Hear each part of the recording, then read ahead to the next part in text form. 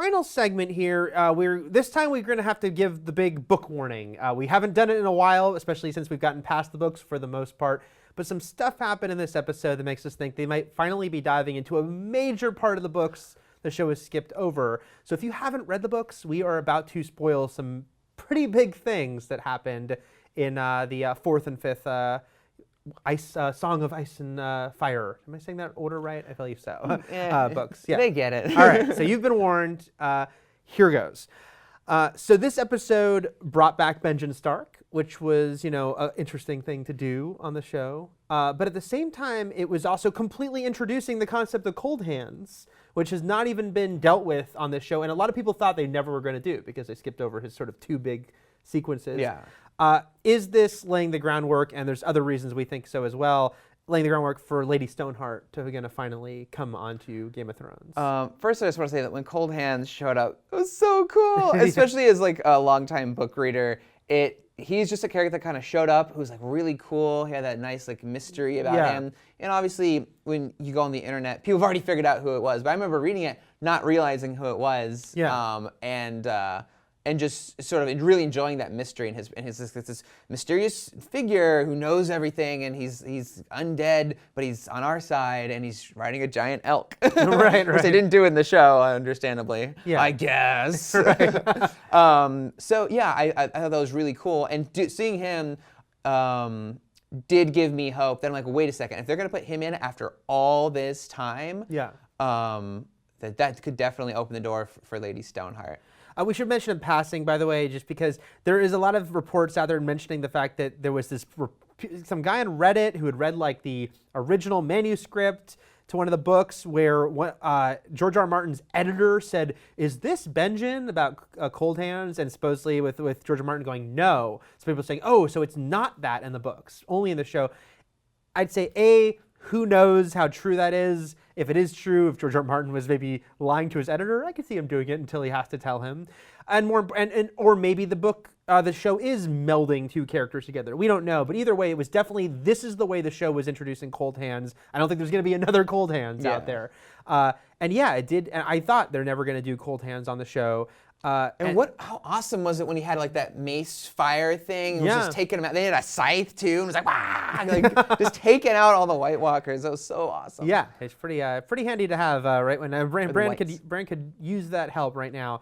And yeah, as far as there's two reasons to think that Lady Stoneheart might be coming now. One is just the fact that they just did Coldhands and we thought they might never do him, So okay, if they did that, maybe there still is time to bring in Lady Stoneheart later. The other reason I'm thinking it might be happening, and very likely actually after this episode, is they suddenly brought back a lot of stuff that we associate, again, final warning for the books right now, that we associate with Lady Stoneheart and Catelyn Stark. They suddenly brought back Walder Frey, but more importantly, they brought back her brother, Edmure. Yep. They suddenly are talking about the Blackfish, her uncle, and we know we're going to see him again soon. And they name-dropped the Brotherhood Without Banners, who we haven't seen on the show since like season 3, who in the books is who she shows up with. Yeah. So it all seems like they're laying the groundwork, and because this is the thing the show has to do is kind of remind people like these things exist. We might not have mentioned them in a long time, and sort of reminding you about the Red Wedding, and then that was her vendetta, right? It's like she just came back and she was driven just to eliminate everybody associated with it, even no matter how what's the word I'm looking for here? Even if they weren't really that associated with it, she would just go after him anyways and kill him. Yeah. So. I feel like, it's just bringing back all those elements in the same episode, and those name drops, like you were saying, it seems to signal that that's happening. Although for the longest time, I was like, they actually don't need to bring her back because I just thought maybe it was just a thing that happened in the book that wasn't ultimately that important to the overall story. Maybe it is if they are going that way, but I just thought the idea of bringing back a main character back from the dead is just so big that if you do it more than once, the show becomes like kind of weird. Yeah. So I thought they were saving just the one big resurrection for Jon Snow. Yeah. Right? I mean, some other characters will come back, but I feel like you use that on him, and so it has greatest impact. But if you use it on like her too, then it's like, well, why don't we go get Ned? Can't we just glue his head back on? And why are we bring everybody back? I mean, there's definitely that argument to be made, and I also was one of those people who thought, okay, if they're skipping her, maybe it is because George R. R. Martin told them the entire story, and they're like, oh, Lady Stoneheart actually, it's exciting to see her, but then because she hasn't in the books really done anything even though it's like she's on a quest for vengeance, she hasn't like changed the story yet. And maybe she never would. So if they do choose to bring her in now, then you must expect that, okay, I guess she does affect things in a big way, that something is coming where her presence will really change, the direction of the story. Because I agree with you, you don't want to kind of make on a show that's so much about the weight of all these deaths, you don't want to lessen it by saying, oh, actually, Yeah, because like she'll show up and then like Joffrey will show up and be like, right. like who else? All the wolves that have been killed are gonna show up and they're zombie wolves and like literally everyone. Khal Drogo's back and he's like It's like literally everyone could just show up again. Right. So you want a death to still maintain its importance and its impact when it happens. And it's one of these things where I know I'm only saying this, I guess, for people who haven't read the books and don't care that they're being spoiled.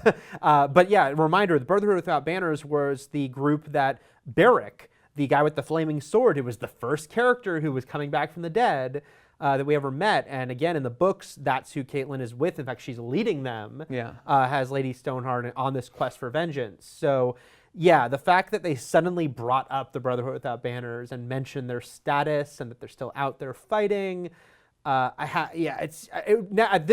this one episode, I'm suddenly thinking now I'd be surprised if they don't introduce her. Yeah. Although if they do bring her back, this goes to a complaint I've had about this season overall, which is just that it's moving way too fast and huge things are happening without like the setup or payoff or just time to absorb what happened. So I feel like if we bring back her and the Brotherhood Without Banners and like all these, it's introducing yet another thing we just don't have room for to fully like explore on the show. Especially like we're past the halfway mark here, like I feel like if you do that, that's something huge, and I feel like it'll just be like crammed in because it was part of the book story. I don't know. Not because it's necessary. So I'm not really sure. Obviously, it's hard to say, but I worry that an already overstuffed season will have this like huge crazy thing show up. I hope that the way they can make it work, again, assuming they do it, is that the fact that okay, they've brought back her uncle, or they're about to bring back her uncle, they've brought back her brother. And so, and knowing Walder Frey and what's going on, probably one of them is still going to die. I mean, her brother's a prisoner, but he could very easily suddenly be. They had to get the actor back from Outlander as it was, so his time is probably not as great as it could be. So it still could be her sort of coming back, involved in that in a way, even though it's still kind of funny after 3 years to finally have all these characters return at once. Hopefully, it can all sort of flow, because this season is kind of crazy fast paced, especially to previous seasons. We joke a lot about how suddenly characters are just traveling like super quick, like I'm going to go to this place and suddenly it's like they're there the next episode. I do think we might have to be prepared for that, but hopefully if they bring her back, it could still be sort of the cliffhanger, so maybe we don't have to, if she comes back next week, who knows, but I don't think it's that. I think if she is coming in, it might be the end of the season, because that's still a pretty damn good oh my God, way to end a season, and then we can really get some more time with it next year. Although I feel like because that's in the books that they wouldn't end on that. I could actually see that happening next episode. Right. She's the reveal, but then we get something crazy, like a big death or a big twist that not even the book readers saw coming. I feel like that's the way to end the season. Right. Or Dany could show up with it. Again, we were talking about how it's like Dany, she needs 1,000 ships, and suddenly Euron's building 1,000 ships. Like you're saying, the way this show goes, he'll have them built like by next week, and then they'll show up the next week after that. Yeah, that's what Fowler said in his review, and it could be. But so those are our thoughts on Lady Stoneheart, who I am still excited for. If they can make it work in sort of a natural way on the show, because I'd put myself in the place of we're just not going to see her, but now suddenly it seems like we probably will. It seems like it might be in the cards. Yeah. So what do you think? Do you think are we going to finally meet Lady Stoneheart on the show, and are you excited about that? I'm sure some people are very excited. And how do you think it should work story-wise at this point? Do you want the slow reveal, or hell, next week she just shows up and starts killing people? She just kills Walder Frey right at the top. Let us know in the comments. That is it for this week on Dragons on the Wall. If you have questions or comments, feel free to tweet us. Actually, you should tweet Joshua too. I was going to just give Terry's Twitter, but she's not even here. She's not in the country. Are you underscore? No, I'm just at Joshua Yale. At Joshua Yale. He lives the dream of just having his name plain and simple. Not many of those in the world. Yeah, I am the Eric Goldman, because I couldn't get the regular name. And Terry is Terry_Schwartz. So feel free to tweet any of us and put hashtag Dragons on the Wall. And for plenty more Game of Thrones, keep it here at IGN.